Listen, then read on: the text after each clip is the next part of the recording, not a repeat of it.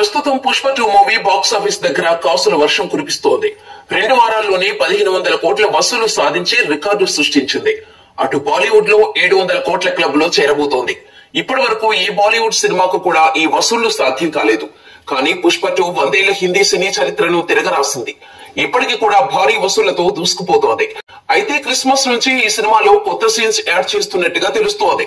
Pushpa 2 movie 3 గంటల 20 నిమిషాల నిడివితో థియేటర్లోకి వచ్చింది. ఈ మధ్య కాలంలో వచ్చిన సినిమాల్లో ఇది భారీ రన్ టైం.